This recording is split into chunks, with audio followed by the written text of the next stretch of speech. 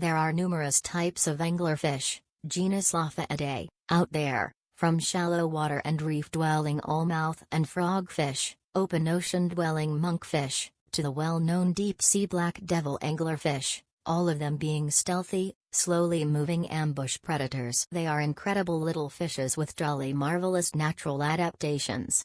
And depending on which species of the anglerfish you feel the most affinity with, these adaptations may point at different spiritual correspondences. If it's the bottom-dwelling, highly camouflaged frogfish that speaks to your energy and soul the most, you're presumably very secretive person and don't like too much spotlight on you. These bottom-dwelling fishes have large fins that they use like paws, grabbing into and moving along the sea floor and rough rocks and corals it lives among. This implies you may be very down-to-earth and prefer cold analysis and rationality over intuitive guessing. But remember, that being down-to-earth also means being down to your own deep gut sense and intuition. Earth is deeply connected with our roots and ancestral wisdom. If frogfish or any other reef-dwelling anglerfish calls upon you, you may enjoy walking down the path of earth magic, herbalism, geomancy or ancestral worship. The deep-sea anglerfishes are different. They live and hunt in the depths of the waters mostly untouched by sunlight. Extreme pressure, Egyptian darkness and food scarcity built this fascinating fish into an abyssal predator of one of a kind.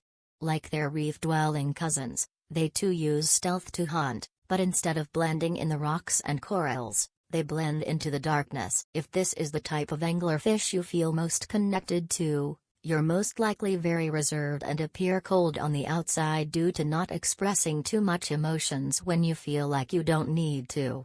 You're not cold, though, you just don't feel like sharing too much of yourself to people you don't know. If reef anglerfish is the earth of water, the deep-sea anglerfish is the void of water, the great unknown, the darkness gazing back at you as you gaze into it. It's your darkness, your depths of uncovered and unrecognized emotions and feelings. Dive into them. Recognize them, embrace them. This is the only way you can live without self-inflicted bondage. All anglerfishes have a lutre, much like previously discussed viperfishes. While the shallow water anglerfishes have interesting feather-like lure that can look like a floating snail or worm to a hungry prey fish, the deep-sea fishes have their fin ray modified to house bioluminescent bacteria that create a light that draws its victims in. If this fish is your spirit or totem animal, it's possible that you are a skilled hunter. Much like viperfish, you hunt silently. You are ambush predator, like a leopard, not an active chaser like a wolf. Use this to your advantage. Dealing with people who wish you harm, only strike when you're sure they cannot escape, nor bite you back. Anglerfish are swimmers, but formidable ambushers. And when they catch their prey in their huge mouth, the fish has no change of escape. Once the needle-like teeth-filled mouth closes, the fate of the prey item is sealed.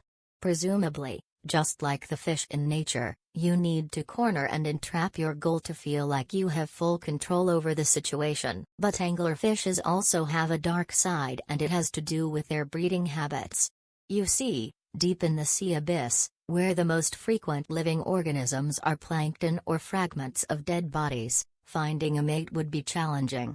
Therefore, the deep-sea snglers evolved a very unique breeding strategy, one that's not seen in any other living organism. You see, the big, bulky, toothy, lure-wielding ones are females. Males are much smaller, about the size of one fin of the female.